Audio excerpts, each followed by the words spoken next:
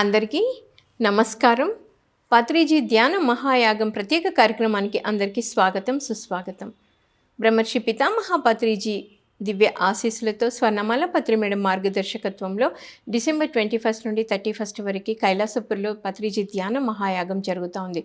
So దీని గురించి తెలియజేయడానికి సీనియర్ పిరమిడ్ మాస్టర్ మీర్పేట్ నుండి జయ గారు మనతో ఉన్నారు. వారితో మాట్లాడి మరిన్ని విషయాలు తెలుసుకుందాం. నమస్తే మేడం. నమస్తే మేడం. మేడం, ముందుగా మీ ధ్యాన పరిచయం. 2011లో వచ్చినప్పటి నుంచి ఇక్కడ త్రిమూర్తి సెంటర్ ఉందండి మాకు దగ్గరలోనే. ఇక్కడ సజ్జన సాంగత్యం కానీ, గ్రూప్ మెడిటేషన్ కానీ, మాస్టర్స్ వచ్చి క్లాసులు కానీ అన్నీ మేము అన్నిట్లో పాల్గొంటాము. చిన్నప్పుడు అనిపించేది చదువుకునే టైంలో ఎక్కువ ఆడుకోవాలి, అందరితో కలిసి ఉండాలి అని చెప్పేసి ఉండేది. కానీ విలేజ్ అవ్వటం వల్ల ఎక్కడికి తొందరగా మూవ్ అవ్వటం, పెద్దవాళ్ళు పంపించకపోవటం, దాంతో ఆగిపోయాం. అక్కడే చదువు ఒకటే కొనసాగించాం. చదువుతోనే డిగ్రీ దాకా వచ్చిన తర్వాత మ్యారేజ్ అయిపోయింది. మ్యారేజ్ తర్వాత ఇక మా వారికి హెల్త్ డిపార్ట్మెంట్లో జాబ్ అనమాట. అంతా సెటిల్ అయ్యాం, ఫ్యామిలీ అంతా మంచిగా ఉంది, వెల్ సెటిల్డ్. కానీ పిల్లలు పాప బాబు వాళ్ళు కూడా సగం చదువుకునే టైంలోనే మాకు ఈ ధ్యానం ఉషా మేడం గారి ద్వారా ఈ ధ్యాన పరిచయం జరిగింది. ఇక్కడే మీర్పేటలో ఉంటారు కాబట్టి ఇక్కడికి రావటం, అన్నీ చూడటం, ఇవన్నీ చేసిన తర్వాత నాకు అసలు ధ్యానంలోకి రావడానికి ముఖ్యమైన కారణం ఏంటంటే డస్ట్ ఎలర్జీ వచ్చింది. మీర్పేట వచ్చింది కొత్తలో. ఇది మా వారు హెల్త్ డిపార్ట్మెంట్లో చేస్తారు కాబట్టి డాక్టర్స్ దగ్గరికి వెళ్ళేసి మెడిసిన్ తీసుకున్నప్పుడు తగ్గిపోతుంది. మళ్ళీ అదే పనిగా జలుబు రావటం, తలనొప్పి, అన్ఈజీగా ఉండటం, అట్లా ఉండిపోతున్నాం. సరే ఏంటి డాక్టర్ గారు ఏమన్నారంటే ఇది చేయాలమ్మా, ఆపరేషన్ చేయాలి, అప్పుడు తగ్గిపోతుంది అని అన్నారు. లేదు ఇంత మనం సడన్గా ఆపరేషన్కి వెళ్తే ఎట్లా అని చెప్పేసి ఆలోచించుకుంటూ సరే ప్రాణాయామం అవి చేస్తే కొంచెం తగ్గుతాయని మంత్ర సత్యనారాయణ గారు టీవీలో చెప్తూ ఉంటే విన్నానమాట. దాని ద్వారా ఇంకా వివిధ గురువుల దగ్గరికి అంటే క్లాసులు పెడుతున్నారని చెప్పి ఎంఎంఓఏ క్లాస్ భిక్షమే గురూజీ, ఎస్ఎస్వై క్లాస్ అని రవిశంకర్ గురూజీ వాళ్ళ దగ్గరికి అంతా అంటే వాళ్ళ మాటలు వింటూ ప్రాణాయామం చేయటం స్టార్ట్ చేసాం.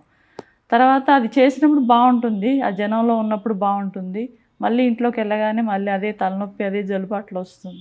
ఉషా గారి ద్వారా ఈ ధ్యానంలోకి ఇట్లా పత్రిజీ గారు ఈ ధ్యానం చాలా బాగుంది, నువ్వు ప్రాబ్లం అంటున్నావు కదా చేయమని చెప్పేసి అంటే సరే అని చెప్పి ఇంట్లోకి వచ్చాం. వచ్చిన తర్వాత 2011 నుంచి ఇప్పుడు 15 years లైఫ్ ఎంత ఎంజాయ్ అంటే అంత ఎంజాయ్ అనమాట. ఎప్పుడు రాలేదు, చాలా హ్యాపీగా ఎప్పుడు అంత ఎంజాయ్ కలగలేదు లైఫ్లో. ప్రతిరోజు సజ్జన సాంగత్యం లాగానే ఉంటుంది మీర్పేటలో. ప్రతిరోజు ఏదో పండగలాగా ఉంటుంది, అందరం ఒక దగ్గర చేరటం. ఇదంతా గురువుగారి దయ వల్ల, పూర్వజన సుకృతం వల్ల ఈ దీంట్లో ఉన్నామని చెప్పేసి చాలా ఆనందపడుతున్నాం అన్నమాట. అందరు ఫ్యామిలీలో అట్లే ఉండాలి. అవసరానికి డాక్టర్స్ కూడా అవసరమే, వాళ్ళు కాదని అనకూడదు. కానీ ఇంత మంచి అవకాశం గురువుగారు మనకు కల్పించినందుకు ఆయనకి శతకోటి పాదాభివందనములు. చాలా బాగుందండి, లైఫ్ అయితే చాలా బాగుంది. సో శాకాహారికి ఎప్పుడయ్యారు? నేను చిన్నప్పటి నుంచి కూడా కొంచెం మాంసం తినటం అంటే అది ఇంట్లో తీసుకొచ్చేవాళ్ళు, కానీ పెద్ద ఫ్యామిలీలు ఊర్లో ఉండేవాళ్ళం. మాది యాక్చువల్గా ఖమ్మం దగ్గరే అమ్మ వాళ్ళది. చాలా పల్లెటూరు అనమాట, కొండలు అవన్నీ చాలా ఉండే ఊరు అనమాట. అంటే ఇప్పట్లాగా ప్రతి సిటీలో ప్రతి గల్లీకి సెంటర్ ఉంటుంది ఇప్పుడు, చికెన్ సెంటరు. ఊర్లలో ఏంటంటే పండగ వస్తేనో ఏదో అన్నట్టుగా తీసుకొచ్చుకొని ఆ కోళ్ళని, మేకల్ని అట్లా కోస్తూ ఉంటే ఎందుకు అట్లా ఈ పాపం తిరుగుతూ ఉండే కదా, వాటిని కోస్తూ ఉండేవాళ్ళు అని అనుకునేవాళ్ళం. దాంతో కొంచెం బాధ అనిపించేది. అంటే గురువుగారు ఈ మార్గం మనకి ఏదో చూపిస్తున్నారు ఫ్యూచర్లో అని అప్పటి నుంచే అనిపించేది. అంటే ఇది తినకుండా ఉంటే బాగుండు అనేది అనిపించేది. కానీ దీనికి ఎవరు చెప్తారు, తినొద్దు అనేది ఎవరు చెప్పేవాళ్ళు కదా, తినమని చెప్పేవాళ్ళు. అట్లాంటిది చుట్టాలు వచ్చినప్పుడు వాటిని తీసుకొచ్చి కోస్తూ ఉంటా. అంటే మేము ఎప్పుడు ఆ మేకలు వాటిని ఎప్పుడు కోయటం అట్లా చేయలేదులేండి. మేము స్వచ్ఛమైన ఆకుకూరలు, కాయగూరలు తినేవాళ్ళం. కానీ చుట్టాలు వచ్చారంటే మాత్రం ఆ కోళ్ళు తిరిగి కోళ్ళని కోసి వాళ్ళకి వండి పెట్టేవాళ్ళు. కానీ మాకు కూడా తినాలనిపించేది. తిందామనేటప్పటికి వాళ్ళకి పెట్టేవాళ్ళు, మాకు ఉండేది కాదు. అప్పుడు అనుకున్న ఏదైనా మార్గం ఉంటే బాగుండు, ఇది తినకుండా మనం ఆకుకూరలతోనే ఉండాలి అని అనుకునేదాన్ని. కానీ అది ఏదో ఒక రకంగా తినేవాళ్ళం. మేము వేరే వాళ్ళ ఇంటికి వెళ్ళినప్పుడు తినేవాళ్ళం. అలాంటిది గురువుగారు ఇంత మార్గం చూపించినందుకు ఆయనకి చాలా చాలా థ్యాంక్స్ అనమాట. దాని తర్వాత 2011లో ఇక్కడ శాకాహార ర్యాలీ జరుగుతూ ఉంటే వీళ్ళందరూ వచ్చేసి వెళ్దాం ఇట్లా ర్యాలీ అంట, అందరూ స్లోగన్స్ చెప్తున్నారు, తినొద్దు అది అని చెప్తే మనం మారుతాం, మనం చెప్పిన స్లోగన్స్ వాళ్ళు మారుతారని చెప్పేసి చెప్పుకుంటూ వెళ్తే అంతే. ఆ ప్లకార్డు పట్టుకున్నాను, ఆ స్లోగన్ వాళ్ళు చెప్తూ ఉంటే నేను చెప్పాను, దాంతో మారిపోయాను. దాని తర్వాత ఇంకా తినలేదు అసలు. ఇప్పుడు మనకి యజ్ఞాలు యాగాలు జరుగుతూ ఉంటాయి కదా మేడం, మీరు పాల్గొంటారా? యజ్ఞాల యాగాల్లో మామూలుగా వెళ్ళి అక్కడ ఉండేసి చూసి వస్తున్నాము. కాకపోతే నేను దగ్గర ఉండైతే సేవ చేయలేదండి. చేయాలని ఇప్పటి నుంచి అనుకుంటున్నాను. ఎందుకంటే ఇప్పుడు నాకు కొంచెం కుటుంబ బాధ్యతలు కొంచెం తగ్గినాయి. ఇప్పటి నుంచి నేను దాంట్లో వెళ్ళాలి, చేయాలి, అక్కడ 11 days ఉండాలి, ఇంకా ఎనర్జీ అవ్వాలి అని చెప్పేసి అనుకుంటున్నాను. నేను ఎప్పుడైతే ఆ డస్ట్ ఎలర్జీతో వచ్చానో నాకు పూర్తిగా ధ్యానంతో కంప్లీట్ అయిపోయింది. ఇప్పుడు నాకు ఇంకా వేరే ఏమీ ప్రాబ్లమ్స్ రాలేదు. ఇప్పుడు నేను డాక్టర్స్ దగ్గరికి వెళ్తే కూడా మీ గురువుగారు ఉన్నారు కదండి, మీరు ధ్యానమే మీకు మంచిగా సూట్ అయింది, ధ్యానమే చేయండి అని చెప్పేసి డాక్టర్స్ కూడా చెప్తారనమాట. అంటే డాక్టర్స్కి కూడా వెళ్ళిపోయింది ఇది, ఈ సత్యం అనేది, ఈ గురువుగారు చెప్పడం అనేది డాక్టర్స్కి కూడా తెలిసిపోయింది. ప్రతి ఒక్క స్కూల్లో, కాలేజెస్లో మెడిటేషన్ చెప్పటం వల్ల ప్రతి ఒక్కళ్ళలోకి వెళ్ళిపోయింది. ఇప్పుడు ఈ ధ్యానమహం 4th జరిగేదానికి అందరూ వచ్చేసి ఇంకా పాల్గొంటే ఆయన అనుకున్న లక్ష్యం నెరవేరుతుంది. అసలు ఏమేమి ఉంటాయి మేడం యాగంలో, ఏమేమి కార్యక్రమాలు ఉంటాయి? యాగంలో అంటే మామూలుగా భక్తితో చేసే యాగం అంటే లోక కళ్యాణం కోసం చేసేది కాకుండా భక్తితో గుళ్ళల్లో వాటిల్లో చేసే వాటిల్లో మన ఫ్యామిలీ మటుకే అక్కడ అటెండ్ అవుతాం, కొన్ని ఫ్యామిలీలు అటెండ్ అవుతాయి. ఇప్పుడు ఈ గురువుగారు లోక కళ్యాణం కోసం ప్రపంచవ్యాప్తంగా జరుపుతున్నారు కాబట్టి అక్కడికి వచ్చేవాళ్ళు ప్రపంచవ్యాప్తంగా అన్నీ తెలుసుకొని మీ పిఎంసి ఛానల్ ద్వారా ప్రపంచవ్యాప్తంగా వెళ్తుంది కాబట్టి ఎంతో ఆయన అనుకున్న కోరిక ఆ శాకాహారంది కంప్లీట్ అవుతుంది. 2030కి అవుతుంది అన్నారు కదా, అది కంప్లీట్ అవుతుంది. ఆ యోగంలో అందరూ పాల్గొంటే ఇంకా ఫలితం ఎక్కువ వస్తుంది, ఎంత చేస్తే అంత వస్తుందని ఆయనే చెప్పారు కదా.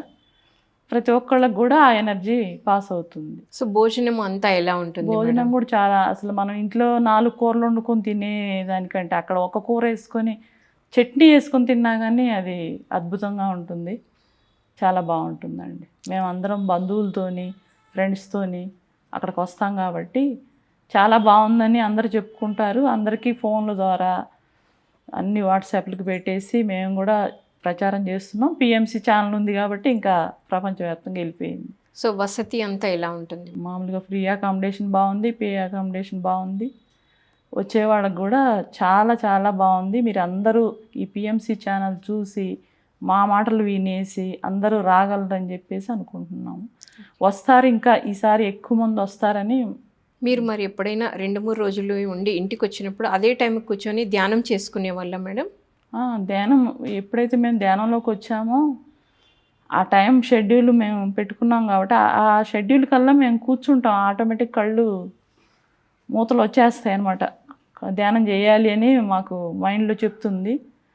మేము వంట చేస్తూ కూడా కొంచెం బ్రేక్ తీసుకొని కొద్దిసేపు కూర్చొని కూడా మళ్ళీ చేస్తే ఇంట్లో ఫ్యామిలీ మెంబర్స్ కానీ, అంతకుముందు కొంచెం కోపంగా ఉండేవాళ్ళు ఇంట్లో బయట అంతా చుట్టుపక్కల, మనం అంటే ఒక గౌరవం వచ్చేసింది అనమాట.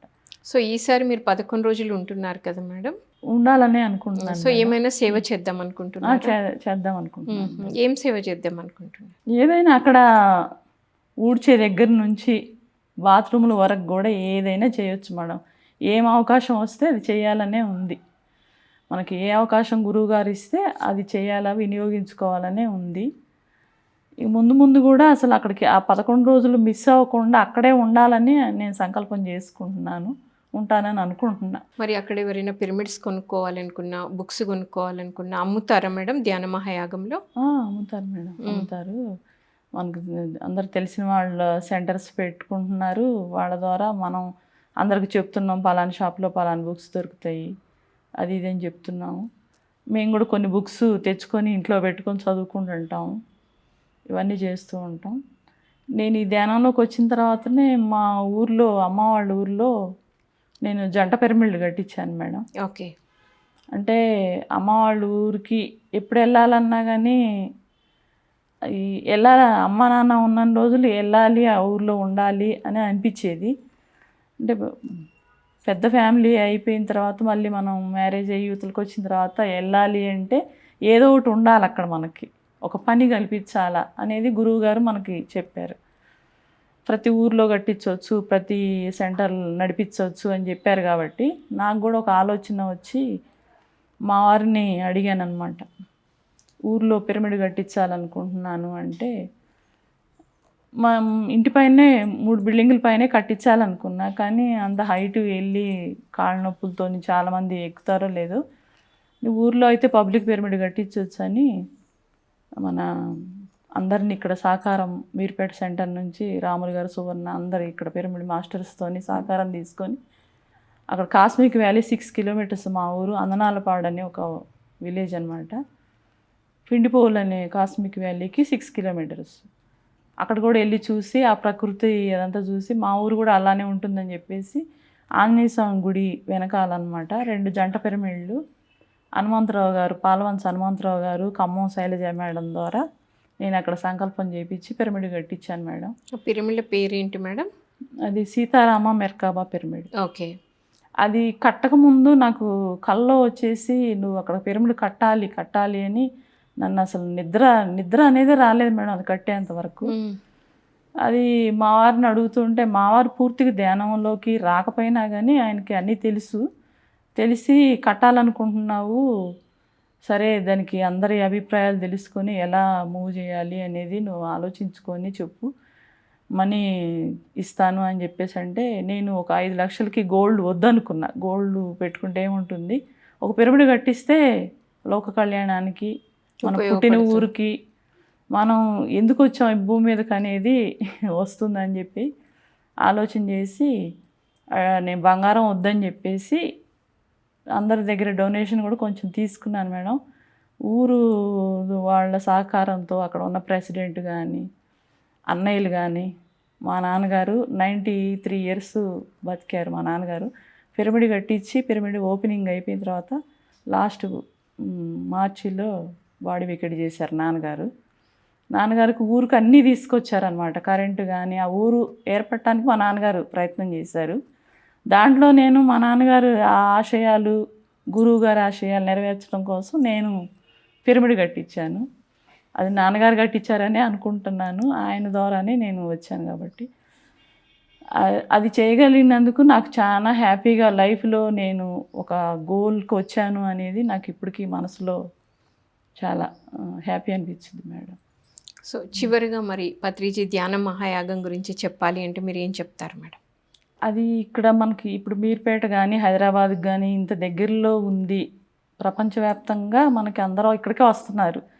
మాకు మరీ దగ్గరలో ఉంది అసలు. అది మాకైతే ఒక పుట్టింటికి వెళ్ళినట్టు, ఒక పండగ వస్తుంది అన్నట్టుగా అందరికీ మేము సంతోషంగా ఉంటాం. మేము అక్కడ డాండియా కూడా ప్రాక్టీస్ ఉంది మాది, స్టేజ్ మీద ప్రోగ్రామ్ ఉంది మాది. ఇదంతా చూడాలి, ఇదంతా చేయాలి, చిన్నప్పుడు చేయలేనివన్నీ మేము ఇప్పుడు చేస్తున్నందుకు మాకు ఎంతో హ్యాపీగా ఉంది.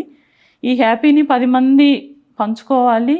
నేను చెప్పే మాటలు కూడా లైఫ్లో కానీ, మన ఇంట్లో కానీ, బయట కానీ, సొసైటీలో ఎలా ఉండాలి, ఒక లేడీ అంటే వంటింటి వరకే ఉండకూడదు, ఇలాంటివి కూడా చేసి మనం సక్సెస్ అవ్వచ్చు అనేది ధ్యానం ద్వారానే నేర్చుకున్నామండి. ఎక్కడ నేర్చుకోలేదు. ఇది అందరిలోకి వెళ్ళేసి అందరూ ఇలానే చేయాలి, ఇలానే సక్సెస్ అవ్వాలని చెప్పేసి మనకు గురువు గారు ఇంత దారి చూపించినందుకు అందరూ కూడా దాన్ని వినియోగించుకొని ఆ యాగానికి అందరూ వచ్చేసి అక్కడ అతిథి స్వీకరణ తీసుకొని వెళ్ళగలరని చెప్పేసి నేను ఈ పిఎంసి ఛానల్ ద్వారా ప్రేక్షకులకు కోరుతున్నాను. Thank you madam. మరి మీ యొక్క ధ్యాన పరిచయాన్ని, పత్రిజీ ధ్యాన మహాయాగం యొక్క విశిష్టతను తెలియజేసినందుకు thank you so much. Thank you. So విన్నారు కదండి, పత్రిజీ ధ్యాన మహాయాగం ఎంతో అద్భుతంగా జరుగుతుంది. సో ప్రతి ఒక్కరూ ఈ కార్యక్రమంలో పాల్గొనాలని కోరుకుంటూ మరొక మాస్టర్తో మళ్ళీ కలుద్దాం. Thank you so much.